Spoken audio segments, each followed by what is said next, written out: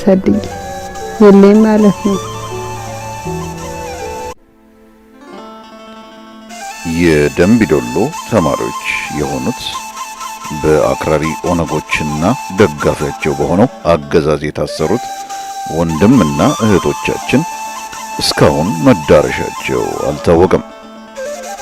መንግስት አለን ገበሬ እናትና አባቶቻችንን ተምረን እንጦራለን ያሉት እኒህ ተማሪዎች ድምጻቸው ሳይሰማ 98 ቀኖች ተቆጥረዋል።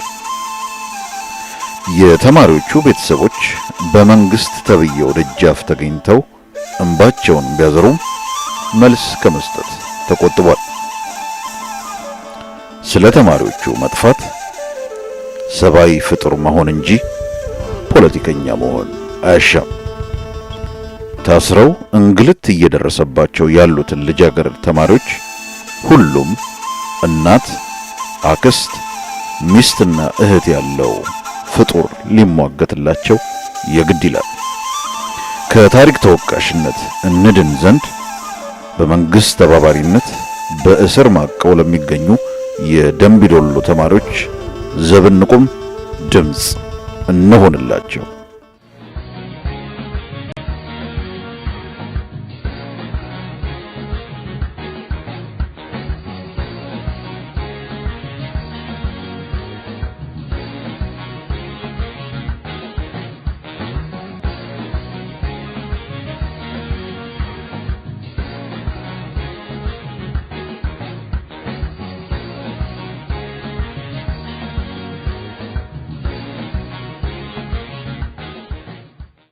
ተመልካቾቻችን አድማጮቻችን ውይይት የምናደርገው ከቀድሞዋና ከነባሯ የኢሃሰ ታጋይ ከጓድ አያልነሽ ጋር ይሆናል። በመጀመሪያ ጓድ አያልነሽ እንኳን ለዓለም አቀፍ የሴቶች ቀን በሰላም አደረሰሽ እላለሁ። በማስከተል ደግሞ በአሁኑ ሰዓት ከደምቢዶሎ ዩኒቨርሲቲ ታፍነው ተወስደው በብዛት ልጃገረዶች የሆኑት ወጣቶች የአማራ ወጣቶች እስካሁን ድረስ ያሉበት ቦታ አልታወቀምና ይህንን በሚመለከት ውይይታችን ብትከፍችልን ደስ ይለናል። በጣም አመሰግናለሁ። እንደ አጋጣሚ ደግሞ ዛሬ የዓለም አቀፍ የሴቶች ቀን ነው እና በዚህ አጋጣሚ ከእናንተ ጋር ተገናኝቼ ይህን ቃለ መልስ በማድረጌ በጣም ደስተኛ ነኝ። በደምቢዶሎ ታግተው የጠፉት የአማራ ሴቶች በጣም በሚያሳዝን ሁኔታ የሀገራችን ውድቀትን የሚያመላክት ነው ብዬ ነው የማስበው። አንደኛ ሴቶች በመሆናቸው፣ ሁለተኛ ደግሞ የዩኒቨርሲቲ ተማሪዎች ናቸው፣ ሶስተኛ ደግሞ በገጠሪቱ ኢትዮጵያ ወላጆቻቸው እዚህ ደረጃ ለማብቃት ከፍተኛ ትግል አድርገው ለዚህ ያበቋቸው ሴቶች ናቸው። ስለዚህ እነኚህ ሴቶች ለትምህርት ወጥተው ባሉበት ሲቀሩ የሀገራችን የኢትዮጵያ ሁኔታ በምን ደረጃ እንደወረደና በምን ደረጃ ላይ እንደሚገኝ የሚያመላክት ነው። እንግዲህ የእነዚህ ሴቶች መዳረሻ እስካሁን ድረስ አልታወቀም። ባለመታወቁ ደግሞ ብዙዎቻችን የሚያስጨንቀን ነው፣ ወላጆቻቸውን የሚያስጨንቅ ነው፣ ኢትዮጵያውያንን በሙሉ ደግሞ የሚያስጨንቅ ነው። ስለዚህ የት ደረሱ ብሎ መጠየቅ አንደኛ አግባብ አለው።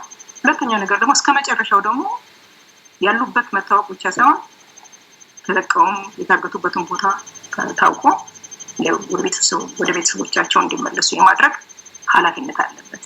እኔም እያንዳንዱ ኢትዮጵያዊ ግዴታው ነው። በልክ እንደዚህ ልንቀጥል አንችልም በዚህ መንገድ እና በጣም ነው የሚያሳዝነኝ። አያልነሽ እንግዲህ ወደ ዋናው ዛሬ ለቀረብሽበት ጥያቄዎች እንመለስና መቼና በምን ሁኔታ ኢሃፓን ሰራዊት እንደተቀላቀልሽ የኢሃፓን ሰራዊት ኢሃሰን እንደተቀላቀልሽ እስቲ ለተመልካቾች ለአድማጮች ብትገልጽልን።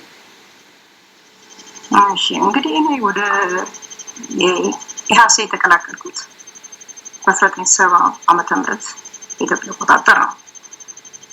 እንግዲህ ያ ወቅት ምን አይነት ወቅት እንደነበረ ምናልባት ዛሬ ስናወራው ያው ወቅት ስለሌለ ቀላል ሊመስል ይችላል። ግን በጊዜው በነበረው ሁኔታ ላይ ግን በጣም በርካታ ወጣቶች እኔን መሰልና ሌሎችም ወጣቶች የነበሩበት ሁኔታ ነው እና በዚህ ሁኔታ ላይ በምንኖርበት አካባቢ ወጣትነታችን ወጣት ነን ብለን እንኳን እንትን ለማድረግ የማንችልበት ሁኔታ የነበረበት ነው። ምክንያቱም የደርግ አገዛዝ ስልጣን ላይ የነበረበት ስለነበረ በዛ ወቅት የነበረው ሁኔታ ከባድ የነበረበትና ሽብር ይካሄድበት የነበረ ነው። ይሄ ሽብርና ይሄ እውነታ ደግሞ በእያንዳንዳችን እንትን የደረሰ ነው ያየነው ነው። ከትምህርት ቤት ስንመለስ ለምሳሌ አንድ የትምህርት ቤት ጓደኛ ወድቃን ያገኘኋት በቀይ ሽብር ተመታ ማለት ነው እና ይሄ ሽብር ደግሞ በመላ ኢትዮጵያ ላይ እየተካሄደ ስለነበረ ለወጣቶች ለኛ እይታችን ምን ሊሆን እንደሚችል የሚያሳይ ነው የነበረው። በዚህ መቀጠል እንደማንችል ለወላጆች ጭንቀት የነበረበት እና ችግር የነበረበት ሁኔታ ስለነበረ እንደማንኛውም ወጣት እንትኖች እኔ እንግዲህ 1970 ዓ.ም ወደ ኢሃሰ የተቀላቀልኩበት ነው። በነገራችን ላይ ከኔ በፊት እንግዲህ ቤተሰቦችም 3 ታላላቆቼ የወጡበት ሁኔታ ነው የነበረው በ1969 ዓ.ም። ስለዚህ የመጨረሻዋ እንግዲህ እኔ ነኝ የነበርኩት ማለት ነው። ከኔ በታች ያሉት ታናናሾች ናቸው። ለዚህም የደረሱ አልነበሩም። 12 ታናሽ እንደዛ ነው የነበራቸው። ሌላው እንግዲህ ከዚህ በታች ነው የነበሩትና ደረስ ነው የተባለው በሙሉ ግን በዛ ውስጥ በሽብር ውስጥ የነበሩበትና ኢህአፓ የተባለው ሁሉ እየታደነ የሚገደልበት እንትን የሚደረግበት ሁኔታ ላይ ነው የነበረው።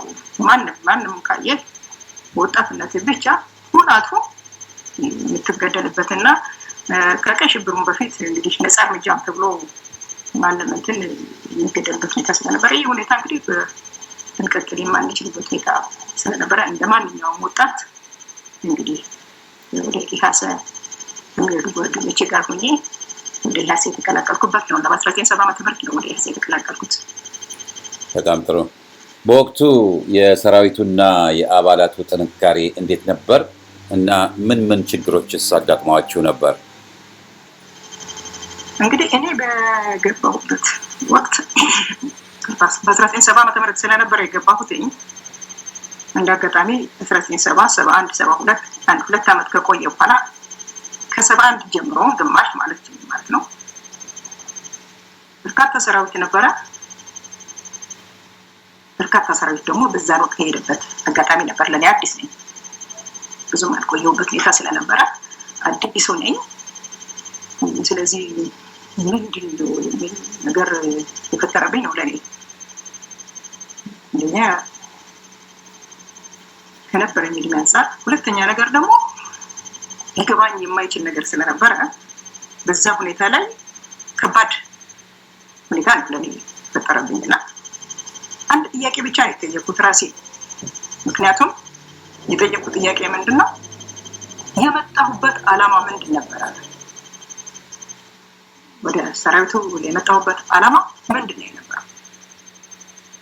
ያ ደግሞ አሁን ባለበት ሁኔታ እየቀጠለ ያለ የነበረበት ነው። እንግዲህ ሰማያዊ ከዛ እንግዲህ ከቤተሰብ ተነጥለን የምትወጣ ከምትወደው ቤተሰብ ከምትወዳቸው እንትና ወንድሞቼ ተነጥለን የወጣውና ከዛ በኋላ በደረስኩበት ደግሞ ያ አጋጣሚ ሲፈጠር ይሄን ጥያቄው ራሴ ብቻ ጠየቁኝና የመለስኩት መልስ ምንድነው አሁን እንግዲህ ተመልሼ ወደ ጥልቸው ወይም ደግሞ ታገላውለው ብዬ ወደ መጣሁ ደርግ አልሄድም። ይሄ ቀረውበት ሁኔታ ነው ያለው።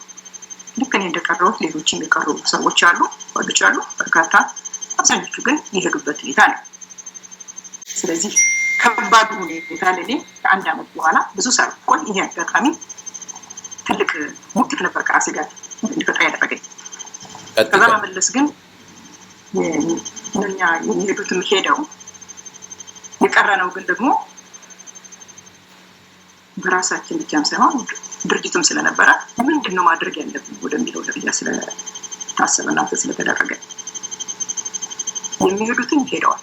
ቀሪዎች ደግሞ ከኛ ጋር የሚቀሩትም ደግሞ ካሉ ምናልባት መሄድ ፈልገው ምርጫ ጠፍቷቸው ወይም ደግሞ ፈርተው የቀሩ ካሉ በሚል ድርጅቱ መሄድ የምትፈልጉ ካላችሁ መሄድ ትችላላችሁ እና በድርጅታችን ሕግና ደንብ መሰረት ልክ ፈልገን እንደመጣ ነው ሁሉ ፈልገን ለመውጣት ደግሞ ተሰናብተን መውጣት መብት አለ።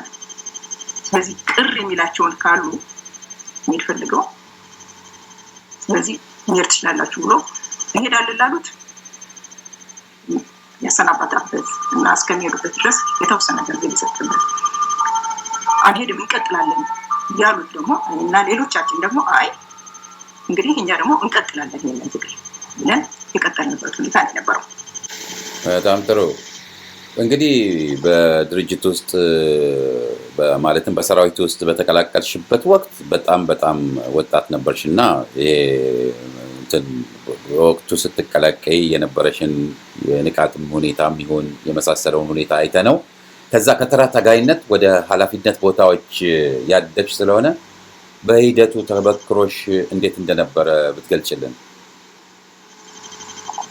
እንግዲህ የተወሰነ ጊዜ ከቆየ በኋላ ቲም አንድ ቡድን የቲም መሪ ሆኜ እንዳገለግል በድርጅቱ ኃላፊነት ተሰጥቶኝ ቲም መራ ነበር። ከአንድ ዓመት ተኩል በኋላ ማለት ነው። በሁለተኛ ዓመቴ መሰለኝ ቲም መሪ ሆንኩኝና የተወሰነ ጊዜ ያንን ስመራ ቆየሁኝና ከዛ በኋላ እንግዲህ እንደሚታወቀው እንግዲህ በድርጅታችን እንደሚወራበት ሳይሆን በተጨባጭ እንደኖር ነው። ግን ኃላፊነት የሚሰጥህ አብዛኛው ትወጣዋለህ አትወጣውም ተብሎ ነው። የምትወጣው ከሆነ ይሰጥሃል፣ የምትወጣው ካልሆነ ደግሞ ከኃላፊነትህ እንትን ታደርጋለህ ማለት ነው። ምክንያቱም ልክ በፍላጎታችን እንደገባ ነው ሁሉ ኃላፊነት በእኛ ድርጅት ውስጥ ስልጣን አይደለም፣ የተሰጠህን ግዳጅ መፈጸም መቻል ማለት ነው። ስለዚህ በዚህ መሰረት ከቲም መሪ ጀምሮ መጨረሻ ላይ እስከደረስኩበት የባታሊዮን የሚባል እንትን ነበረ። የዛ ኮሚሰር ነው የነበርኩት። ከዛ ቀጠሮ ወጣሁኝና እንደገና የመገናኛ ሬዲዮ የሚባል አለ። የመገናኛ ሬዲዮ ሰራ ነበረ። መገናኛ ሬዲዮ ስሰራ ቆየሁኝና እንግዲህ ወደ መጨረሻው አካባቢ ከመገናኛ ሬዲዮ የሞተር ሬዲዮ ሲመጣ ወደ ፍኖተ ራዲዮ የገባሁበት ሁኔታ ነው። ምናልባት እንግዲህ ከፍኖተ ጋር በተያያዘ ምናልባት ስንጀምርና በምን አይነት ሁኔታ እንደጀመርን ጥያቄ የሚነሳበት ሁኔታ ይኖራል። ግን እስከዛ ድረስ እንግዲህ በቲም መሪ ከዛ የኃይል ኮሚሰር ነበርኩኝ። እንደገና ከዛ በኋላ ደግሞ የባታሊዮን ኮሚሰር ሆኜ ስሰራ የቆየሁበት ሁኔታ ነው የነበረው። በዚህ ውስጥ እንግዲህ ድርጅታችን ውስጥ ያለውን ኃላፊነት ተቀብዬ ስሰራ የቆየሁበት ነው።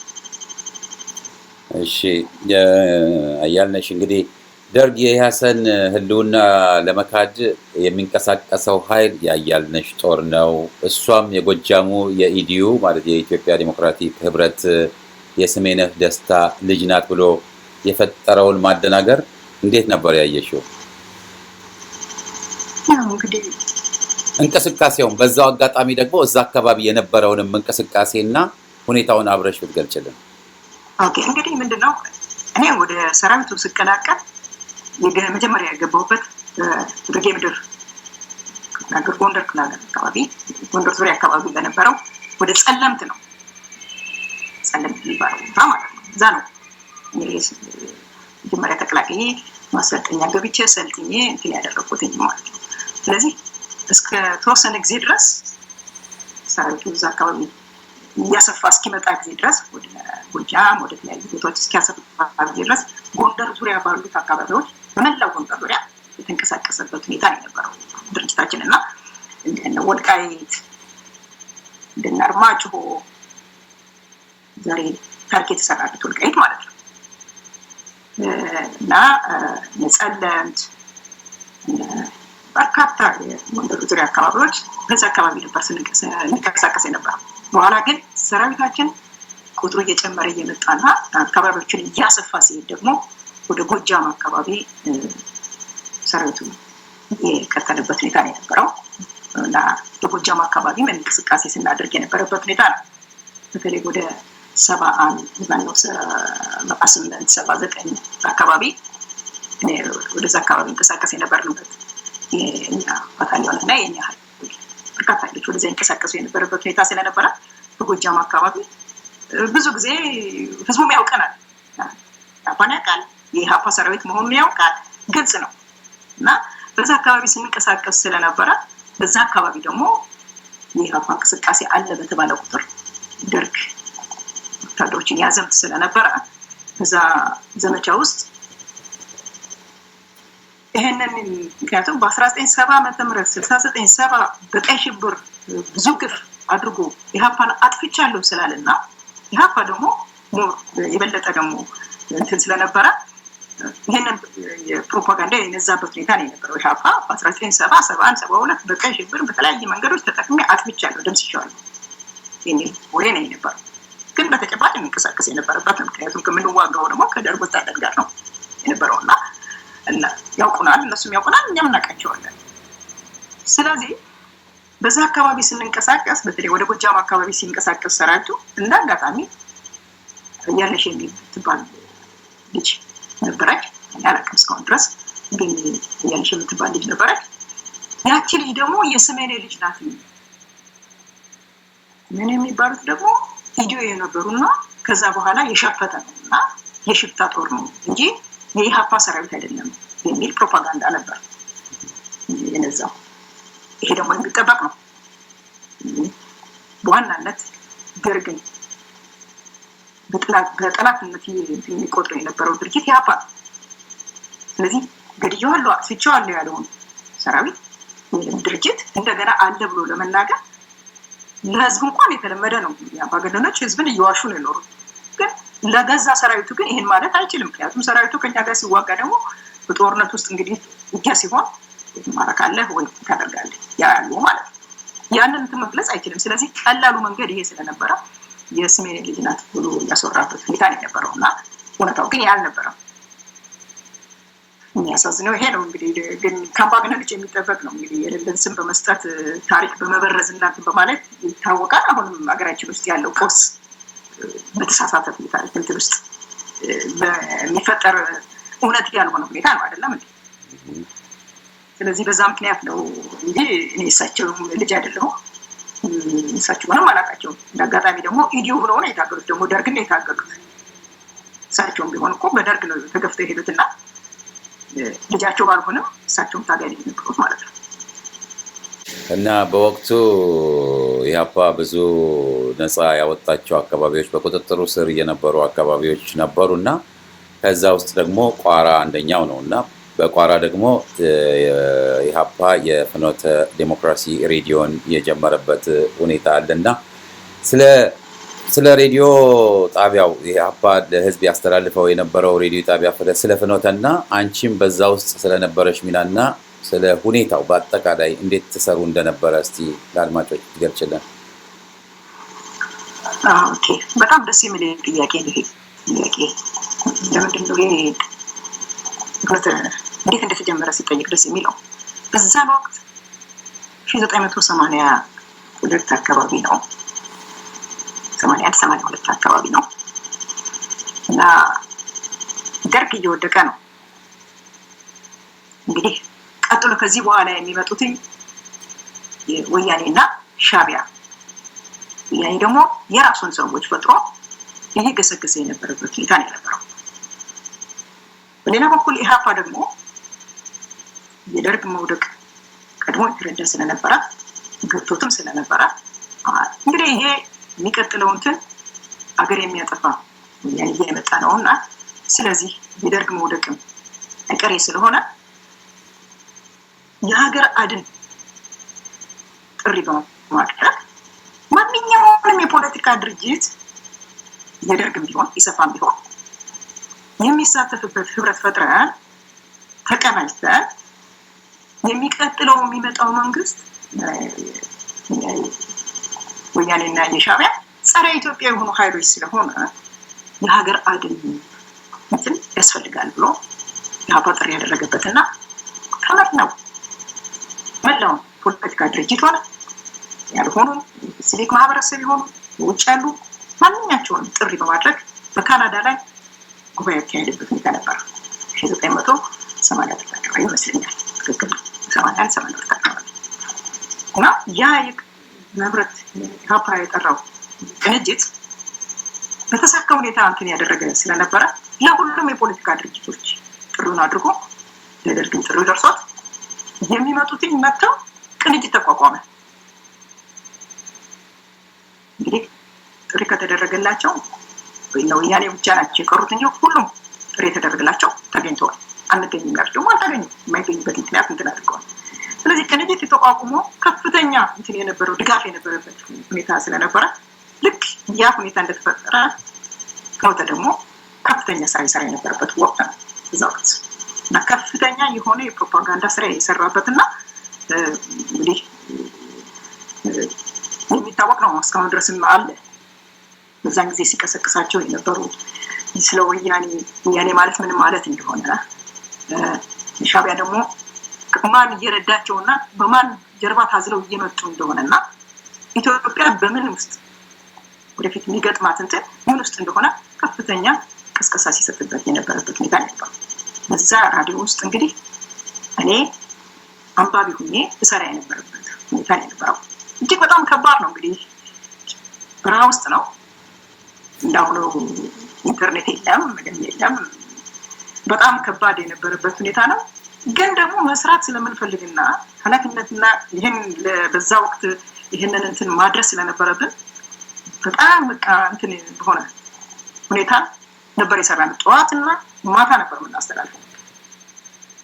ጠዋት ከ8 ሰዓት ጀምሮ 1 ሰዓት፣ እንደገና ማታ ደግሞ ከሰዓት በኋላ አንድ ሰዓት ፕሮግራም ነበር የምናደርገውና ያንን ጠዋት ጨርሰን እንደገና ሳምንቱን ሙሉ ነው የምናስተላልፈው። ሳምንቱ በዛ ሁኔታ ላይ ተደማጭነት እያገኘ ሲመጣ ፍኖተ ራዲዮ ደብዳቤዎች ደግሞ መምጣት ጀመሩ። ከገጠር፣ ከቋራ፣ ከጎጃም ውስጥ፣ ከአዲስ አበባ ውስጥ፣ ከተለያዩ ከተማ ውስጥ ደብዳቤ መጣ እና እንዴት ፍኖተ የበለጠ ጥራቱን እያሻሸለ እንዲሄድ እና በጣም ተደማጭነት ያለው ስለሆነ እባካችሁ እንትን የሚል ነገር ሲመጣ የበለጠ ተበረታተን እንድንሰራ ያደርገን የነበረ ሞራል ይሰጠን የነበረው የህዝብ ምላሽ ስለነበረ በከባድ ሁኔታ ግን ደግሞ በደስታ የሰራንበት ሁኔታ የነበረው አጭር ናት። 2 ዓመት ነው ያኔ አዲስ አበባ እስኪቆጣጠር ጊዜ ድረስ ግን በጣም ከባድ ኃይለኛ የሆነ የእንትን ፕሮፓጋንዳ ነበር ስንሰጣ የነበረውና እውነትም ፕሮፓጋንዳ ብቻም ሳይሆን እውነታውን ነበር ተናገርነው። ወያኔ ምን አይነት ድርጅት እንደሆነ፣ ጸረ ኢትዮጵያ ድርጅት እንደሆነ፣ አገር ሊያፈርስ የመጣ እንደሆነ የሌሎች ምዕራቡም ሆነ ከሌሎችም ከአረብ አገሮችም ጋር ተቀናጅቶ እና እየተሰጠው እየተረዳ የመጣ በመሆኑ ቅጥረኛ ድርጅት እንጂ አገር እንትን እንደሚለው እንኳን ለኢትዮጵያ ለትግራይም ህዝብ የወጣ ድርጅት እንዳልሆነ በከፍተኛ እንትን የቀሰቀስንበት ነው። በዛ ምክንያት ይሄን እያደረግን በነበርንበት ሁኔታ ላይ ነው እንግዲህ ሁለቱ የቅንጅት መምጣት እና የፍኖተ ጠንካራ መሆን ሲገነዘቡ ሻዕቢያም ሆነ ወያኔ አረሳው ወዲያውኑ ምላሽ ሰጡ። በተለይ ሻዕቢያ ምንድነው የሰጠው? ትምክህተኛው ቡድን ባንድ ባስኬት ቅርጫት ውስጥ ገብቶልናል፣ ስለዚህ የበለጠ እንትናችን እናደርጋለን ብለው መግለጫ የሰጡበት ነው። የተሰጠው ፕሮፓጋንዳ ግን ኃይለኛ የነበረበት እና ለወያኔም እንቅፋት የነበረበት ነው። ለመናገር ረጅም ጉዞ አልተጓዘም። አሁን እንግዲህ መቀሌ እስኪመሽግ ጊዜ ድረስ የተሰራው የፕሮፓጋንዳ እንትን ቀላል ያልነበረና እውነቱም ስለነበረ ነው እንግዲህ አሁን የመጨረሻውን ደረጃ በህዝብ ትግል ደግሞ ጥጉን እንዲይዝ የተደረገውና በዛን ወቅት የዛ የፍኖተ ዲሞክራሲ ራዲዮ አንባቢ ሆኜ የሰራሁትና የሰሩት አብረን የሰራናቸው ጓዶች እውነት ለመናገር በጣም በፍቅር የሰራነው ነገር ስለሆነና ውጤትም ስለነበረው በጣም አስደሳች ሁኔታ የነበረው ግን ችግር ውስጥ የተሰራ ነው። መልሼ ከሆነ በጣም ጥሩ ነው እና ልክ እንግዲህ እንደነገርሽኝ ከሆነ ፍኖተን ሬዲዮም የተጀመረው ወደ ደርግ መውደቅ አካባቢ ስለሆነ በዛውም አስታኮ ደግሞ አንቺም እንደገና አንቺና ጓዶችሽ በወያኔ የተማረካችሁ የተወሰዳችሁበት ሁኔታም አለ እና አንቺ በወያኔ እጅ ስትወድቂ እነ ጸጋዬና ከይስሐቅ ደብረጽዮን ጋርም ጸጋዬ ደብተራው ማለት ነው አብራችሁ ነበራችሁ። እስቲ ስለሱ ሁኔታ እንዴት አንቺ በቁጥጥር ስር እንደዋልሽ እንዴት እንደተያዝሽና እንዴት በወያኔ ቁጥጥር ስር እንደዋልሽና ጓዶችሽ ጋር የነበረች ግንኙነት እስከ መቼስ አብራችሁ እንደነበራችሁ እስኪ ልትገልጪልን። ኦኬ እንግዲህ እንደሚታወቀው ያው ደርግ ወደቀ፣ ወድቁ ላይ ቀር ወደቀ። እንግዲህ ወያኔ ስልጣን እንደያዘ ልክ ደርግ ይጠላው እንደነበረው ዋና ጠላት ለወያኔ ለሻዕቢያ ዋና ጠላት የነበረው ማን ነው? ኢህአፓ ነበር። ምክንያቱም ኢህአፓ ከድሮም ጀምሮ ይታወቃሉ። ወያኔና ኢህአፓ፣ ወያኔና ሻዕቢያ ይታወቃሉ። በአቋም ግልጽ በሆነ ፕሮግራም ይታወቃሉና ኢህአፓ ሊያስኬዳቸው እንደማይችሉ ያውቃሉ። ስለዚህ ኢህአፓን ማጥፋት አለብን የሚል ሀሳብ ነበራቸው። ይህ ብቻም አይደለም፣ እሱ ብቻም አይደለም። እውነት ለመናገር አሁን የዛን ጊዜ እኛ የተያዝንበት አጋጣሚና በእኛ ላይ የተከፈተውን ጦርነት ሳስብ በጣም የሚገርመኝ ነው። ምክንያቱም አንደኛ ሻዕቢያ፣ ሁለተኛ የሱዳን መንግስት ከጀርባ፣ ሶስተኛ ደግሞ የአሜሪካና የእንግሊዝ ጆይንት እንትን ፈጥረው ሱዳን አካባቢ ሆኖ ሁሉን ኢንፎርሜሽን እየሰጡ ለወያኔ እና ለሻዕቢያ ሲገቡ እኛንም እየመቱ ሱዳንንም በሱዳን ያለውንም ቢሮአችንም እንትን እንዲደረግ ከፍተኛ ጥረት ተደርጎ በተዋ ማለት ይቻላል ከፊትም ከኋላም ማለት ነው። ከፊት እየተዋጋን ነው ያለነው፣ አንድ በኩል የኔ ጋር እየተዋጋን ነው፣ በሌላ በኩል ደግሞ ለደርግም ደግሞ ጥሪ አድርገን ስለነበረ የሚመጡ ነበሩ። ደርግ እንትን እያደረጉ የሚመጡ ወታደሮች ስለነበሩ ከእነሱም ጋር አንድ ላይ ሆነ እንትን ለማድረግ ከፍተኛ ጥረት እናደርግ የነበረበት ሁኔታ ስለነበረ ከጀርባ ደግሞ ሱዳን በታንክ አስደግፈው ከጀርባ እንትን ያደረጉበት ሁኔታ ላይ ነበረው እና በጦርነት ላይ ነው የተደረገው እና በከበባ መንገድ ስለሆነ ያደረጉት የያዙት እና የተዋጋ ነው። በመጨረሻ እኛ የተያዝንበትና እኔም እነ ደብተራው እንደሚታወቀው አበባ እነሱ ጦታ ሚሳት ማለት ነው ከፍ ያልኩት የተያዙበት ሁኔታ የነበረው። ይህ ሁኔታ በአንድ በኩል ያናግደኛል፣ በሌላ በኩል ደግሞ ወያኔ ምን እንደሆነ ያሳየንበት ነው። እውነቱ ያ ነው የነበረው። ያን ጊዜ ኢህአፓ የተናገረውን ኢህአፓ የሰጠውን ፕሮፓጋንዳ አዳምጦ ቢሆን ኖሮ 27 ዓመት ወያኔ ገብቶ ኢትዮጵያን በማፈራረስ የተጫወተው ሚና አይጫወትም ነበር። ይህ ወያኔ ጸረ ኢትዮጵያ ድርጅት ነው እንጂ መንግስት ሊሆን የማይችል ድርጅትም ያልሆነ ነው። ወያኔ በምንድን ነው ማስቀምጠው? የማፊያ ቡድን ነው። ማፊያ ደግሞ ህግ የለውም።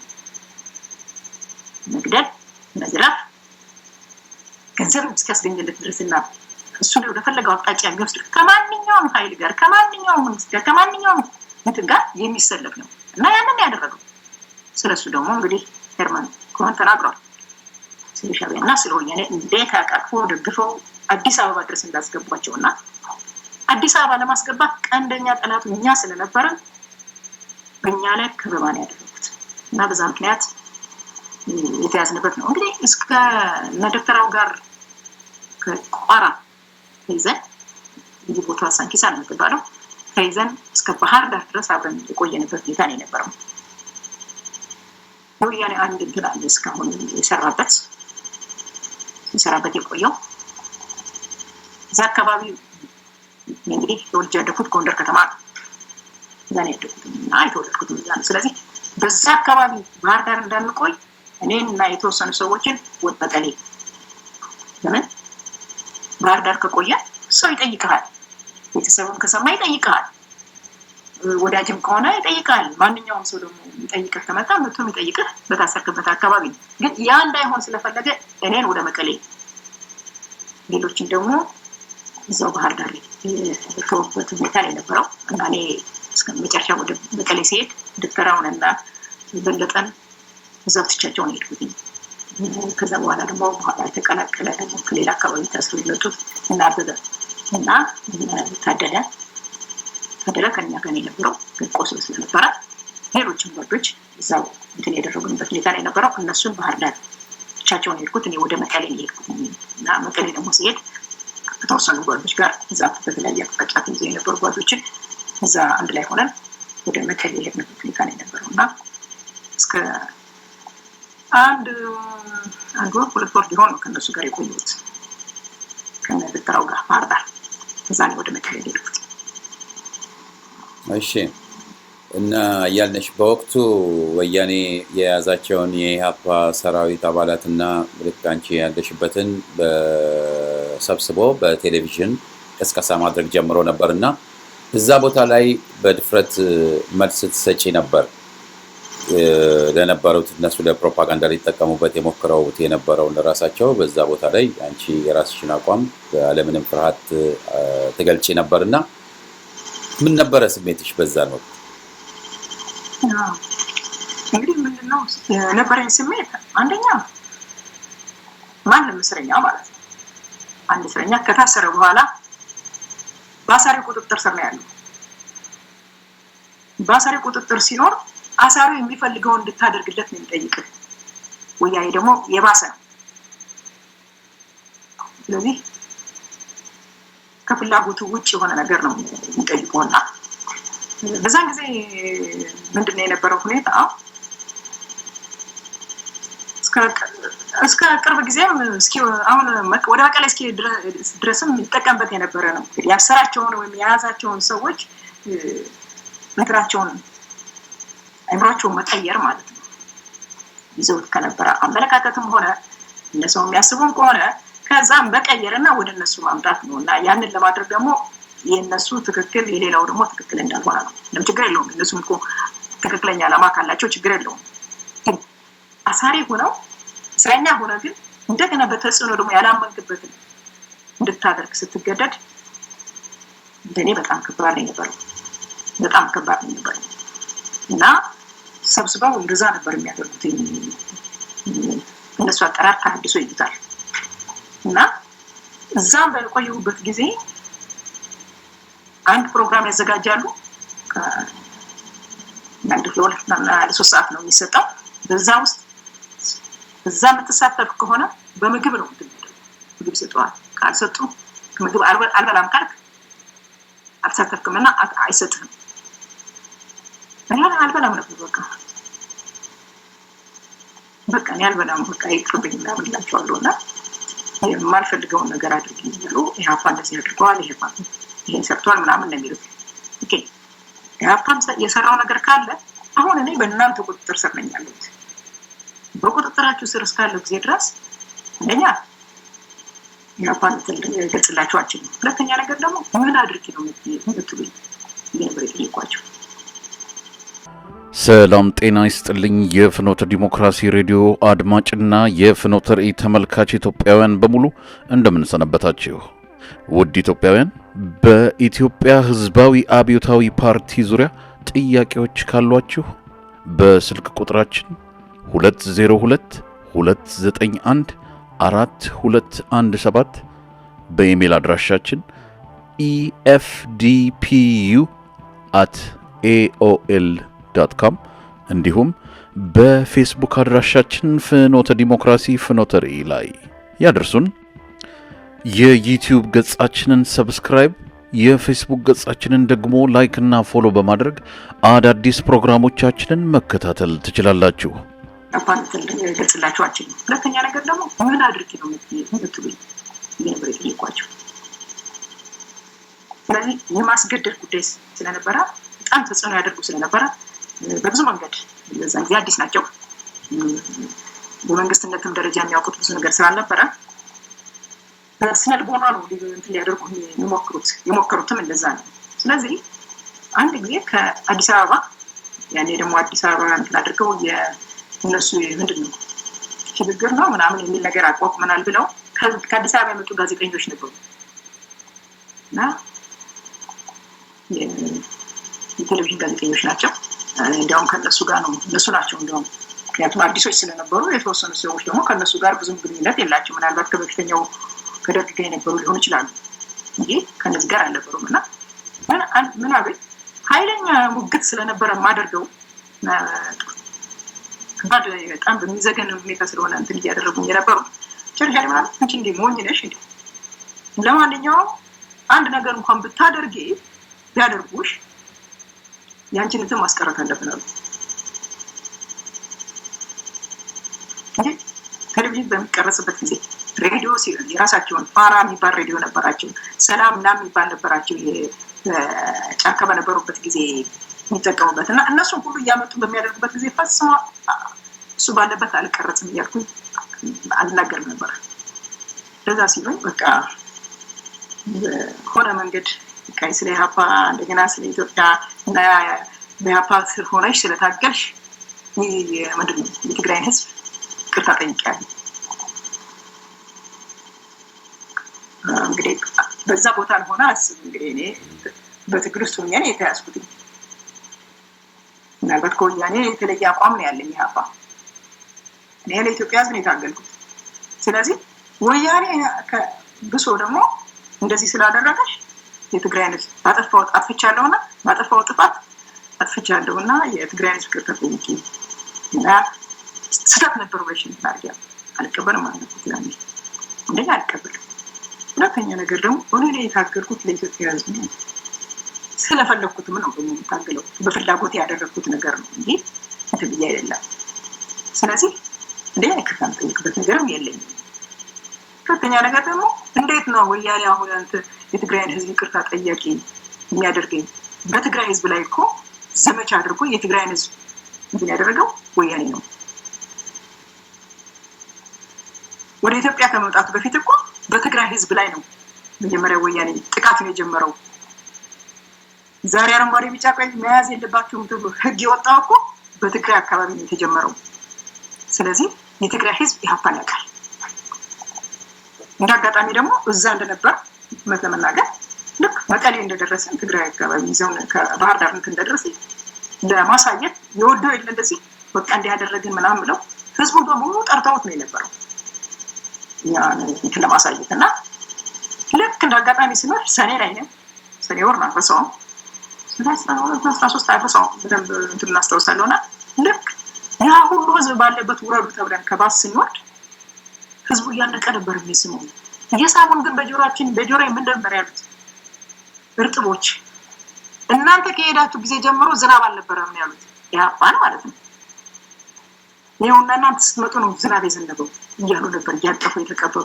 እነሱ ደግሞ በሌላ መንገድ ነበር ያዘጋጇቸው ስለነበሩ ያለ ፍላጎቱ ስለነበረ የጎቶቹ ሲያወጡት የነበረው ህዝቡ የትግራይ ህዝብ ኢህአፓን ያውቃል። ስለዚህ የትግራይ ህዝብ ኢህአፓ በዓል ስላልሆነ እኔ እንዴት ነው ይቅርታ የምጠይቀው? የፈለጋችሁትን አድርጉ። ይሄ በዛ ላይ ሙክት እያለን ነው እንግዲህ ያንን ቪዲዮ የቀረጹት። ከዛ በኋላ ነው እንግዲህ ምን እንዳደረጉት እኔ አላውቅም። አዲስ አበባ ወስደው በተከታታይ ከ8 ሰዓት ማለት በኢትዮጵያ አቆጣጠር ከ2 ሰዓት ዜና በኋላ ያንን ያቀርቡት ነበር፣ ያሳዩት ነበር። ግን መልሰው እንደገና ህዝቡ ምክንያቱም በእነሱ ላይ የነበረው ጥላቻ ከፍተኛ ስለነበረ ስጦም ፕሮፓጋንዳ ከባድ ስለነበረ በእነሱ ላይ ጸረ ኢትዮጵያነታቸውን በደንብ የገባውም ስለነበረ የበለጠ እንዲያውም የወደደው የመጣበትና እንዲያውም ወደ እነሱ መልሶ እንትን ያደረገበት ሁኔታ ነው የነበረው። በኋላ እንትን ካለ በኋላ ነው ሰው ነገር እንጂ አላየሁትም ለመናገር። ለፕሮፓጋንዳ የተጠቀመበት ግን እንደገና ራሱን መልሶ ተመታበት እና የነበረው ሁኔታ ያ ነው የነበረው። በጣም ጥሩ። እና በእስር ቤት አካባቢ ያለውን ችግርና በምን አይነት ሁኔታ ታስራችሁ እንደነበረ ከዛ አካባቢ ያለው በተለይ በኢህአፓነታችሁና በኢትዮጵያ ብላችሁ የምትታገሉ ስለነበረ ኢትዮጵያ ብሎ ነው የሚታገለው። እነሱ ደግሞ ዘረኝነትን ኢትዮጵያ ውስጥ ያስፋፉ ጠባቦች ነበሩና እስር ቤት ከሌላው እስረኛ ጋር ሲተያይ እናንተ የነበረባችሁ ሁኔታ ለየት ያለ በጣም አስከፊ ነበር? አዎ እንግዲህ ምንድነው መሰለኝ እስረኞችን ከፋፍለዋል። ለምሳሌ እኔ የተወሰኑ ጓዶችን ለብቻችን ያሰሩ 4-5 ጓዶች ምን ሆነው ለብቻችን ያሰሩ። አንደኛው አጓይ ነው፣ ሁለተኛ ለማ የሚባለው ልጅ ነው፣ ሶስተኛ እኔ ነኝ፣ አራተኛ ደግሞ ሌላ ልጅ አለ መኮንን የሚባለው። ሌሎችን ደግሞ አብዛኛዎችን ደግሞ አንድ ቦታ አድርገው ግን በተወሰነ ቦታ እንኳን ምናምን እንዲኖሩ ያደርጋሉ። በመተመደቡበት እንትን ያደርጋሉ። እኔ ደግሞ ከነሱ ውስጥ ደግሞ ከነዛ ከ4 እና ከ5 ውስጥ ደግሞ ለብቻዬ አንድ ድንኳን ተሰጠኝ። ከማንም ጋር አልገናኝም፣ ማንም ሰው እንትን አይለኝም። በቃ የሚመጣው የነሱ ሰው ብቻ ነው የሚያነጋግረኝ። ከዛ መጥቶ ሲያነጋግርህ ደግሞ አንድ ነገር ይጠይቅህና አንድ ነገር አወራና ከዛ በኋላ ኢህአፓ ነው እንትን ያደረገው ወያኔ እንትን ያደረገው ጦርነቱን የከፈተበት ለወያኔ ኢህአፓ ነው። ስለዚህ ይሄንን ተቀበይ ነው የሚሉኝ እኔ ምንም እኮ ይሄ ጥያቄ የሌለው ነገር ነው። ምንድነው እኔ የምቀበላችሁ? አሁን በእናንተ ቁጥጥር ስር ስለሆንኩኝ የምትጠይቁኝን ነገር እናንተ በምትፈልጉት ነው የምመልሰው። ይሄ ነው በቃ። በዚህ ምክንያት በቃ ግብግብ ነው በቃ ከኔ ጋር ያላቸው መቼም ልነግርህ አልችልም። በቃ እንዴት ነው እንደዚህ በአንድ በኩል ሊያባብሉ ይሞክራሉ። አልገባሽም ወይ? የሀፓ እኮ የሀፓ ታጋዮች እኮ ጥለውት መጥተው ከኛ ጋር የተቀላቀሉ አሉ እና አንቺ እኮ ወጣትነት ስለገባሽ ልጅ ስለሆንሽ ስላልገባሽ ነው ይላሉ። በሌላ በኩል ደግሞ ይመጡና ይሄ እኮ የተጻፈ ነው በመዝገብ ያለ ነው እና የሀፓ እንደሆነ ጦርነቱን በእኛ ላይ እየከፈተው እርግም እንደዛ ነው ያለው። ያኔ ብቻ አይደለም ደርግ መጀመሪያ ራሱ ቀይ ሽብርን እንትን አድርጎ ከዛ በኋላ ነፃ እርምጃን አድርጎ 60ዎችን ገድሎ ከዛ በኋላ ነው የሀፓ እንግዲህ ራሱን ለመከላከል የወሰደውን እርምጃ እንትን ያደረገው። መጀመሪያ ግን ደርግ ነው እንግዲህ 60ዎቹ የተለዩ ናቸው ካልተባሉ በስተቀር ከዛ በኋላ ከ60ዎቹም በኋላ ብዙ ተማሪዎችንና ወጣቶችን ገድሏል፣ አስሯል። የሀፓን ደግሞ በኋላ ደግሞ እንትን እያደረገ ሲመጣ እያየለ ሲመጣ በህዝብ ተቀባይነት እያገኘ ሲመጣ በመላ ኢትዮጵያ ተቀባይነቱ ሲበዛ ደግሞ ያው ቀይ ሽብር የሚለውን እንትን አድርጎ በቀይ ሽብር ለመምታት የሞከረበት ነው። አሁን ቀይ ሽብር ነጭ ሽብር እያሉ የሚያወሩት ሁለቱም ቃል የደርግ ነው። ቀይ ሽብር ነጭ ሽብር የደርግ ነው። ራሱ ቀይ ሽብር ነው፣ ራሱ ነጭ ሽብር ነው እንጂ የሌላ እንትን በዓለም ግን የተመዘገበው በቴሌቪዥን ብትል አሜሪካን እንትኖች ግን ቀይ ሽብር ነው የተካሄደው። ያንን እንዳደረገው ግልጽ ነው፣ ይታወቃል። ወያኔም ያንን ያደረገው ወያኔ ጋር ትግራይ ሲንቀሳቀስ ኢህአፓ እንዲያውም እኛ ለመስዋዕትነት የከፈልን ምክንያቱም ይመለሳሉ በሚል እነሱም የራሳቸው ጥያቄ አንስተው እየታገሉ ነው እና ምንም ችግር የለውም። ትግራይ ደግሞ የሁላችንም ናት ብለን ነው እኛ ስንንቀሳቀስ የነበረው አሲምባ። እነሱ ግን እንዲያውም ትግራይ የእናንተ አገር አይደለም፣ ወደ እንትናችሁ ሂዱ፣ ትግራይ የኛ ናት ብለው የገፉት እነሱ ናቸው። ሲገፉትም ጦርነት ውስጥ እስኪጀምሩት ድረስ ማለት ነው ደንበኛ ግልጽ የሆነውን ጦርነት እስኪጀምሩ ጊዜ ድረስ እኛ ሀገራችን ነው፣ እናንተ በአካባቢያችሁ ተንቀሳቀሱ፣ እኛም በአካባቢያችን እንቀሳቀሳለን። ትግራይ ውስጥ ግን እንኳን ትግራይ ኤርትራም የኛ ናት፣ ትግራይ ኤርትራም ውስጥ መንቀሳቀስ የምንችልበት ምክንያቱም ያን ጊዜ ኢትዮጵያ ኢህአፓ በኢትዮጵያ ህዝብ በመላው ይታገል የነበረ ነው። አማሮቹም በሙሉ ከኤርትራ እስከ ሞያሌ ያሉ አባላት ከኦሮሞዎቹ፣ ከትግሬዎቹ፣ ከአማራዎቹ ከሁሉም ማህበረሰብ የመጡ ነው የነበሩት እና ያንን ነው እንግዲህ በሲምባ በትግራይ ውስጥ የነበረውን ጦርነት ኢህአፓ ነው የጀመረው ብለሽ መስክሪ የሚሉኝ ኖሮ ምንም ችግር የለውም። ኖሮ ሆኗል ነው የምለው። ምክንያቱም እኔ በኢህአፓ ውስጥ ነው የምታገለው የነበርኩት ከሆነ ግን አልነበረም፣ እውነታው ያ አይደለም የነበረው እና በዛ ነው እንግዲህ ክርክር ውስጥ ገጥመን ክርክር ሳይሆን እንደው አስገዳጅነት በለው በዛ እንትን ያደርጉኝ ነበር። ለብቻዬ ነበር አሰሩ፣ ምግብ አይሰጡኝም። የሚገርም ነገር ናቸው እኮ አሁን አንድ እስረኛ እንዴት ነው በምግብ የምትቀጣው? አስተሳሰቡ ነው የሚያናድደው እንጂ ምግብ ሰው አይኖርም። ስንታገል ደግሞ እውነት ለመናገር ከበላ ነው የበለጠ ሳንበላ የታገል ነው ይበዛል ማለት አይደለም። ለኛ ግን ሀሳብክን ለማስቀየር ምግብ አልሰጥም ማለት ይሄ መቼም እንግዲህ የወያኔ ቅልጥ ያለ ባህሪውን የማሳያ ነው እና አንዳንዱ ተስፋ ቆርጦ ራሳቸውን ያጠፉ አሉ። ለምሳሌ ወንዝ እንዲህ ብለው ራሳቸውን ያጠፉ ልጆች ነበሩ እዛ ያሰሩ ሰዎች። በሌላ በኩል ደግሞ በቃ እንድትሰቃይ ነው የሚፈልጉት። በቃ እንድትሰቃይና ተስፋ ቆርጠህ እንትን እንድትል ነው። እኔ ግን ምንም ያናድዳል ድርጊታቸው ቢያናድድም የበለጠ እየጨመረ ነው የመጣው በሚያደርጉት ተጽዕኖ በሚያደርጉት አላደለም ራሴን እንድስት እንትን እንዳደርግ ነው ተጽዕኖ ሲያደርጉብኝ የነበረው። አልተሳካላቸውም እንግዲህ ደግሞ ይሳካላቸውም አይችልም። ያኔ ማንንም አያሳምንም። እንኳን እኔ ኢህአፓ ውስጥ የሚፈጅበትን ይቅርና አምኜበት የገባሁበት ድርጅት ስለነበረ ይቅርና ማንንም ወያኔ ሊያሳምን አይችልም ካድሬ ካልሆነ በስተቀር ወይም ጥቅም ተጋሪ ካልሆነ በስተቀር ጸረ ኢትዮጵያ ለኃይል ደግፎ የሚቆም ጤነኝነት ያጠራጥረኛል። ስለዚህ በዛ ምክንያት ስለነበረ ከባድ ነበር ጊዜው ያመኝም ነበረ የሚያስረኝ ነበረ። ማንም የሚያውቀኝ የለም በአካባቢ። ጫማ አልነበረኝም የሚገርምህ ጫማዬን ሁሉ ወስደው ምናምን ነገር አንዲት ስሊፐር ጫማ ነበረች። እሷም ደግሞ እንትን ሆና እንግዲህ ከመቀሌ እስር ቤት ውስጥ ማይድባ የምትባል ቦታ ነው የታሰርነው። ወጣ ያለ ከከተማው ወጣ ያለ ምንም እንትን የሌለው ማለት ነው። እንትን ለማድረግ ስትሄድ እንኳን መቀሌ ለመሄድ የተወሰነ መንገድ ርቀት አለውና ወደ ጫካ ውስጥ ነው እንግዲህ ያችን ጫማዬንም እንግዲህ የምንቀሳቀስባትን እሷንም ሁሉ ወሰዱብኝ። ለመንቀሳቀስ አልችልም እንግዲህ ምክንያቱም ለምንድን አልችለው ባዶ እግሬ ስለሆነ አይደለም። ግን ጠቃቅማ የሚባል ነገር አለ እሾክ ያለው ነገር ትንሽ ሆኖ መሬት ላይ እሱ ይወጋሃል። በዛ ሁሉ እንትን ብለን እንድንሰቃይ ነው የፈለገው። ብዙ ጊዜ አልወጣም ነበር እውነት ለመናገር ዱካን ውስጥ አልወጣም ነበርና በዛ ሁኔታ ነው ያሳለፍኩት። ከባድ ነው ግን ደግሞ ወያኔ ነገር ደግሞ ስለሚያናድድ ምርጫ አልነበረኝም። ሁለት ምርጫ ውስጥ ነበርኩበት ነው። በጣም የሚገርም ነው። ከዛ በኋላ ወደ አዲስ አበባ ሄዳችሁ ነበርና በዛ በተለይ ወያኔ ገብቶ በነበረበት ወቅት አዲስ አበባ አካባቢ ያለው ሁኔታ ማንም ይረዳዋል። በጠቅላላ በአካባቢው በሙሉ ተኩሱም የሚፈነዳውን ፈንጂውም የነበረበት ነው። በተለይ ለእንደናንተ አይነት ሰው ምን አይነት ከባድ ሁኔታ እንደነበርና በኋላም ደግሞ እንዴት ለስደት እንደበቃሽ ወደ ለምን ስደት ለመሄድ እንደተገደድሽ ያለውን ሁኔታ ብትነግሪኝ። እንግዲህ ልክ ነው። ወደ አዲስ አበባ እንዴት ነው የሄድኩት? እንግዲህ ከባህር ዳር ነው እንግዲህ ባህር ዳር ከመቀሌ እንትን አድርገው ወደ ባህር ዳር አመጡንና ሲነግሩን ትፈታላችሁ ብለው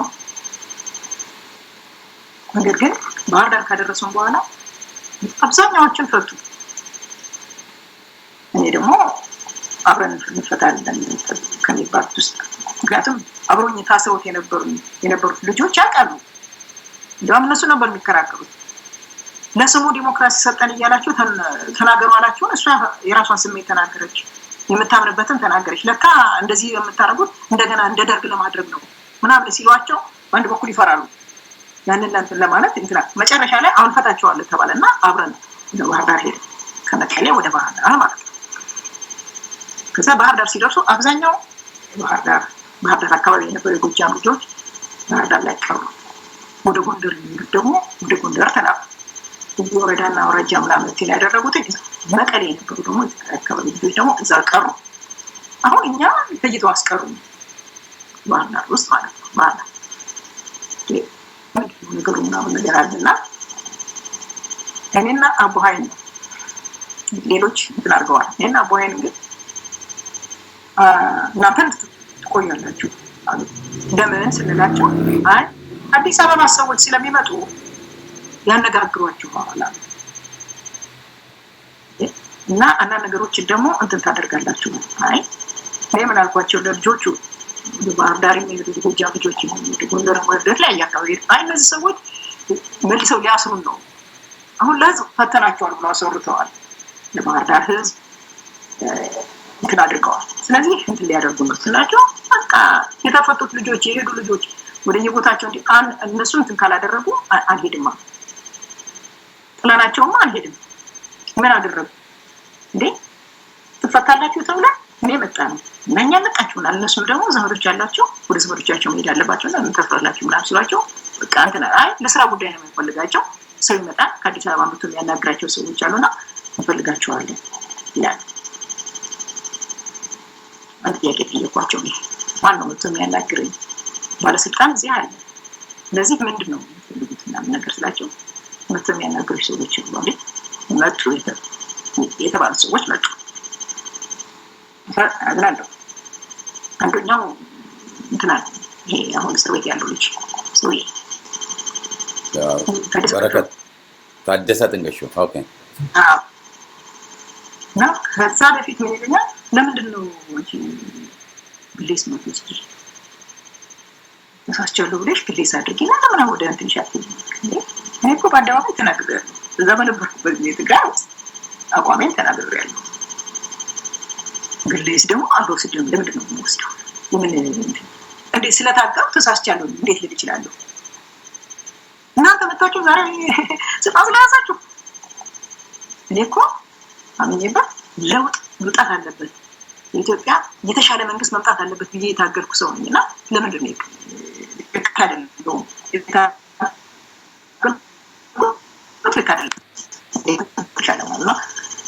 ልጆችን ከላኩ በኋላ እንትን ያደርጉናል። እኔ ምን አልኳቸው ልጆች ሄዱ ችግር የለውም በእኛ ምክንያት እናንተ መቅረት የለባችሁም እናንተ ወደ ዘመዶቻችሁ ሄዱ ወደ ቤተሰቦቻችሁ ሄዱ እኛን ደግሞ ይለቁናል ምንም ችግር የለውም አልኳቸው እና ሄዱ ልጆቹ ብያታዋል። ግን ባህር ዳር ልጆች እዛ ስለነበሩ ጎጃም ቅርብ ስለነበረ ባህር ዳር ታስራ ስለነበረ ወሬውን አስወርተውታል። ጎንደርም ለሄዱት ልጆች ተናግረዋል እኛ እንደቀረን ኦኬ። ስለዚህ ምንድን ነው ያደረኩት እኔ መጨረሻ ላይ ባህር ዳር እንትን አድርገን አሁን እኛ የእነ ደብተራውን ጉዳይ በማጣራት ላይ ነን። እኔና አቡሀይ ምንድን ያደረግነው እኛ ለቀውን ከእንትን ካደረጉን በኋላ በተለይ እኔና ደብተራው አንድ ላይ ስለነበር እነ ደብተራው የት ናቸው ጥያቄ በአካባቢ ያሉትን ሰዎች እንጠይቃለን። አንድ ሰው እዛ ነበረች ባህር ዳር ሲሆና እዛም ታስሬ በነበረበት ጊዜ ወደ መቀሌ ከመሄዴ በፊት እየመጣች ትጠይቀኝ የነበረች ሰው ናት። መቀሌም መታ ጠይቃኛለች። ማንም ሰው አይጠይቀኝም። ማንም ሰው ለማንም ሰው የተከለከለ ነው። እኔ ደግሞ እዛ አካባቢ መቀሌ ሰው ደግሞ ማውቀው ሰው የለኝም፣ ዘመድም የለኝም። ግን እሷ ግን መታ ጠይቀችኝ። መቀሌ ባህር ዳርን ታስረን በነበረበት ጊዜ አንዳንድ እቃዎች ታስገባለን የነበረች ሰው ናት። ዶክተራም ጋር በነበረበት ጊዜ ከሌሎችም ጋር በነበረበት ጊዜ እና ስትመጣ መቀሌ ልጠይቀን ስትመጣ ጠየኳት እነ ደብተራው ይታሉ እኛ ወደዚህ ስንመጣ እነ ደብተራው ወዴት አደረጓቸው ነው አልኳት። አይ እንደሚመስለኝ ወደ አዲስ አበባ ነው ላኳቸው፣ ወደ አዲስ አበባ እስር ቤት ላኳቸው ብላኛለች። ያኔ እስር ቤት እያለሁ ኦኬ። ስለዚህ ምንድን ነው የምናደርገው አልኩኝና አሁን እንግዲህ እኛ አሁን እነ ደብተራው የት አካባቢ እንደታሰሩ ምንስ ቦታ እንዳለ የት ቦታ እንደሆኑ አፈላልገን እንትን ማድረግ አለብን ብለን መጀመሪያ ከመቀሌ ስንነሳ ወደ ቦታቸው እንልካቸዋለን ሲሉ ምንድን ነው ያልኳቸው? የጎንደር ልጅ ነኝ፣ ቤተሰቦቼ ጎንደር ናቸው። ግን በልጅነት ስለመጣሁ ቤተሰቦቼ ወደ አዲስ አበባ የተወሰኑት እንዳሉ አውቃለሁ እና ወደዛ ብያቸዋለሁ። ስለዚህ ያንን እንግዲህ ወያኔ እንግዲህ አሁን ፎረንቱም በጠየቀኝ መሰረት ሞልቻለሁ። ስለዚህ ወደዛ ነው የምንሄደው እየተዝናንቻለሁ ወደ ሰባ ነው የምንሄደው። ስለዚህ ስራችን ያነበረ የደብተራውን ማጣራት ያሉበትን ማጣራት ካገኘናቸው በቃ ህልውን የምናቀበላቸው እንሆናለን ብለን ተነጋግረን ነው በኋላ አትሄድም ብለው እንትን ሲያደርጉን እዛው ቀረን። መጨረሻ ላይ ወደ አዲስ አበባ ስንሄድ ጠፍተን ማለት ትችላለህ ይሄድ ነው ከባህር ዳር ሉቅ ምስር ውስጥ ነው ያለሁት። የተወሰነ ርቀት ነው የሚሄደው እንጂ ሌላ ቦታ አልሄድም። በአጋጣሚ ደግሞ ባህር ዳር አንድ አክስቴ ያለች ወደ መታሰቢያ ሰንታ ጠየቀችኝ እና የተዋወቀችኝ አክስቴ መሆኗን ሲያውቁ ኦኬ ወደ አክስቴ ሄዳለሁ እያልኩ ወደ አክስቴ የሚሄድበት ሁኔታ ካልሆነ በስተቀር ሌላ ቦታ ጋር አልሄድም። በቃ እንትን የነበረው እና ስለዚህ ምን ይሉኛል እዛ ባህር ዳር አካባቢ ልጆች ይሉኛል። ስማቸውን መጥራት አስፈላጊ ላይሆን ይችላል እና ለምንድን ነው እንደዚህ የምትሟገችው? ሞኝ ነሽ ወይ? እነዚህ ሰዎች እኮ ያጠፉሻል እና አንደኛ አትከራከሪያቸው፣ አፍሽን ዝጊ። ሁለተኛ ነገር ደግሞ ለምንድን ነው እንደዚህ እንትን የምታደርጊው? እና ይሄ ቦታው አንደኛ ጠባብ ነው፣ ትንሽ አካባቢ ነው። ስለዚህ ወደ አዲስ አበባ ብትሄጂ ይሻላል አሉ። ይሻላል ነበር በልቤ አለ ወደዛ ለመሄድ። ግን አንደዛ ይቻላል አልኳቸው።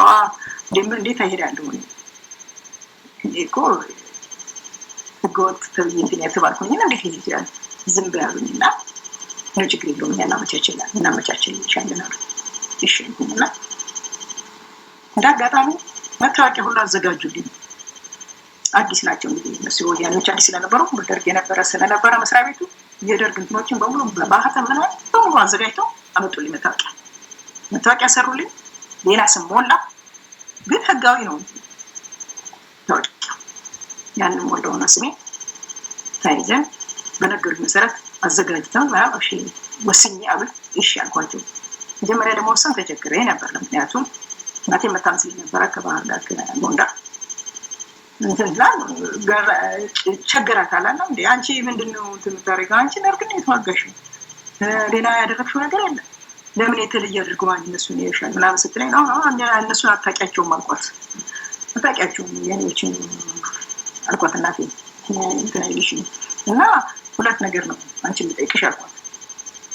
እንደምጠይቅሽ እዚህ ከሆንኩ በቃ እንደገና ተመልሼ ይታሰራል እና እንደገና አሁን በዚህ በአንቺ ጉልበት ታቀብኛለሽ ስንቅ እንደዛ ነው የሚሻለው። እኔ አዲስ አበባ ብሄድና እዛው ደግሞ ትባደርግ ይሻላል። ምን ያማማች ማንኛውም እናት ለልጅ እንትን የሚያደርገው ነው እውነት ነው። ከዛ ጊዜ በኋላ ከ13 እና ከ14 ዓመት በኋላ ያገኘዋል። እስር ቤት መጣን ጠይቄ መጣን ባህር ዳር ያገኘዋል። ከዛ በኋላ ደግሞ ልሄድ ነው ስላት ትንሽ ሌላው ተፈቷል ከሷን አግኝቻታለሁ። እሷ ነፃ መሆኔን ነው የምታውቀው።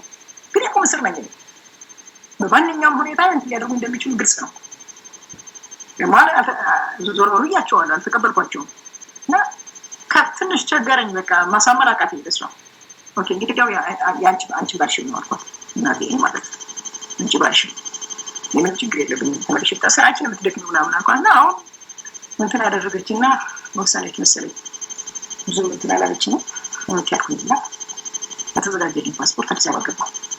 መታወቂያ ህጋዊ ነኝ ግን ህጋዊነትም የለኝም በልቤ ውስጥ አንድ ነገር ቢፈጠር ብዬ ከባህር ዳር ተሳፍሬ እስከ ወረታ ድረስ ባስ ሄድኩ። ከወረታ በኋላ ግን በግል መኪና ነው እየተከራየሁ ሄድኩት። ገንዘብ ብዙ ሰው ሰጥቶኛል። የህዝብ ድጋፍ ነበረኝ። ብዙ ሰው ያወቀኝ ግልጽ ስለነበረ ገንዘብ እየሰጠኛል። የደገፉኝ ሰዎች አሉ ከህዝብ ያገኙት በዛ እንትን እያደረኩኝ ሌሎችን ጓደኞች ያሉ አቡሀይም ነበረ እኔና እሱ ሆነ። እንግዲህ አቡሀይ ትንሽ እኔ ራሴን ቀይሬያለሁ። ራሴን ቀይሬያለሁ ከባህር ዳር እንደወጣ ወረታ እንደደረስኩ ቀይሬያለሁ ራሴን ሱቅንታቼ አሰልፈሽ ምናምን ሄድኩኝ። ስለዚህ በየመኪና እየተከራየ ግል መኪና እየተከራየ የከፈልን አዲስ አበባ ደረስ። አዲስ አበባ ስንገባ አሁን እንግዲህ አዲስ አበባ ትልቅ ከተማ ነው። ትልቅ ከተማ ቢሆንም ግን ደግሞ እንደገና እንደ ማህበረሰብ ደግሞ አዲስ ነገር አለ። በተወሰነ ጊዜ በቃ አንደኛው ተደብቀን ይኖር ነው። እዛ ተደብቀን ኖርን የተወሰነ ጊዜ እንደዛ እያደረግን ቆየንና ከዛ የእኛን መኖር የሰሙ ጓዶች ድሮ ያፋ ጓዶች የነበሩ መጡ። እየመጡ መገናኘት ጀመሩ። እንደነበሩ ነገሩ ኦኬ እሱ ጋር እየተገናኘን ምን እያደረገን ምን እያደረገ ደንበኛ መዋቅር ነው የዘረጋ ነው። ደንበኛ አዲስ አበባ እንትን ያኔ የተሰራው የተጀመረው። ከዛ በኋላ እኔም ራሴ ከጓዶች ጋር መገናኘት ጀመርኩ። ደንበኛ እንትን አደረኩኝና ጥሩ ስራ እየተሰራ ነበረበት ሁኔታ ላይ መዋቅራችንን ሁሉ ተዘርግቶ በአዲስ አበባ መዋቅራችን ጓዶቻችንን አግኝተን ስራ እየሰራን በነበርንበት ሁኔታ ላይ በዛም ሁኔታ ውስጥ ሆነ ደግሞ ከባድ ነበር እንዳልከው ቅድም መጀመሪያ ስታነሳለት ለእኛ በጣም ከባድ የነበረበት ነው። ማን ምን እንደሆነ የማይታወቅበት ነው። ድሮ መጀመሪያ አፓስ ወደ እንትን ከመሄዱ በፊት የነበረው አይነት ሁኔታ ውስጥ ነበር ነው። እኛ አባይ ትንሽ እንትን ስለነበረ ግሩን ያነክስ ስለነበረ ለየት ይላል ከማህበረሰብ እና ሰው እንዲያተኩርብህ ያደርጋል እንቅስቃሴ ምናምን ለምን ተመልኮ ቆስሎ ስለነበረ እና እኔ ትንሽ የተቀየርኩት እንጂ እሱ ጋር እንትን በምትልበት ጊዜ ከባድ ነበር። ግን እንደዛም ሆኖ አንዳንድ ጊዜም ራሳችንን እንትን እየሸወድን ሌላ በኩል ደግሞ እንደምን ብለን እዛ የተወሰነ ነገር እንትን አደረግንና መጨረሻ ላይ ወደ ውጭ እንደወጣ በድርጅት ነው ተነግሮን ድርጅት አመቻችቶልኝ ወደ ኬንያ ሄድኩት። ከአዲስ አበባ ወደ ኬንያ ሲሄድ በደንብ በተዘጋጀ ፓስፖርት ነው። ምክንያቱም ህጋዊ ፓስፖርት ነው። ያ ፓስፖርት ትመተዋለህ አንተ ራስህ ስምህን ትሞላለህ። ችግር ያለው አዲስ አይደለ እነሱ ህጋዊ እንትን ስለነበረ እነዛ አድርጌ ወደ ኬንያ ወደበት ሁኔታ ነው የነበረው እና ከዚህ በኋላ አደገኛ ነው ስለተባለ የሚታወት ኬንያ። በጣም ጥሩ አያልነሽ፣ በጣም የሚያስደንቅ ታሪክ ነው። እንግዲህ በድርጅት ውስጥ በቆየሽበት አንቺ ያው እንደነገርሽን በልጅነትሽ በ70 ዓመተ ምህረት ነው የተቀላቀልሽው እና እንደገና ደግሞ በበረሃ ማለትም በጦር ድርጅቱ ይንቀሳቀስባቸው ኢህአሰብ ይንቀሳቀስባቸው በነበሩት ቦታዎችም ከዛ ቀደም ሲልም ደግሞ ሀናለ በሚል ድርጅቱ ውስጥ አንጃዎች እየተፈጠሩ ለየት ያለ አስተያየት ያላቸው አንጃ ማለት ያው በድርጅት ውስጥ ድርጅት መመስረት ማለት ነውና እንደዚህ አይነት እንቅስቃሴዎችም ተካሂደው ነበርና በጠቅላላ እስከ ዛሬ ድረስ ያሉትን አጠቃላይ ስታይ በኢህአፓ ላይ የተነሱትን በድርጅት ውስጥ የተነሱትን አንጃዎች ያው ከሃዲዎችን እንዴት ትመለከቻቸዋለሽ? የኢህአፓን ሬዲዮ መስማት ይፈልጋሉ? እንግዲያውስ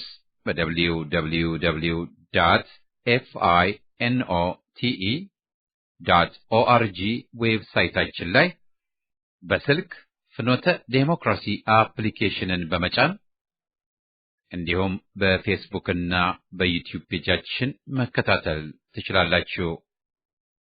ፍኖተ ዴሞክራሲ የኢህአፓ ልሳን።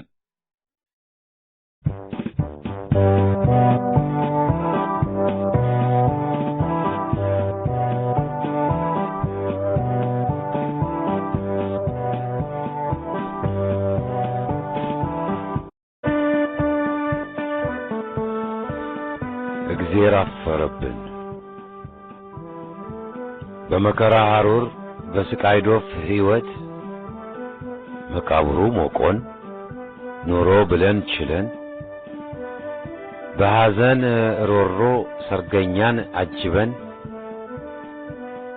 ቀብርን በእልልታ ጧት ማታ አድምቀን በእንባ ፈገግታና በምጸት ግልፍጫ ሰቀቅ ደስታን ተክተን የመቃብር ኑሮን ፀሐይ ዓለም ብለን የባሰን አታምጣ ከመላስ ለጥፈን በኮሽታ ባነን ለኩታራ ሰገድን ስንቆረጥ ስቀን ሲጭኑንም ችለን በለሆሳስ ብቻ እየተነጋገርን ራስ ቀናን ትተን ሁሌም ራስ ደፍተን መቃወምን ትተን ተቃውሞን ተቃውመን እምቢኝን ረስተን ለምቢኝ እምቢ ብለን ሁሌም ማጨብጭበን ይሁን እሺ ብለን ጎሽ እሰየው ብለን በውስጥ አረን በግነን ለከሃዲ መንጋ ሀገር አስረክበን የማይቻለውን በዝምታ ችለን ፍጹም ትዕግስተኛ ኢዮብን አስንቀን በቁማችን ሞተን የባሰን አታምጣ ከመላስ ለጥፈን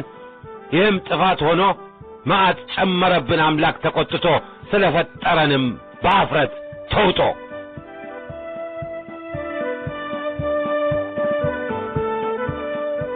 ላስቲክ ቤት ሆኖልን ሩዝም እንጀራ ሀገር ልጠፋ ነው ሞተን ሞት ስንፈራ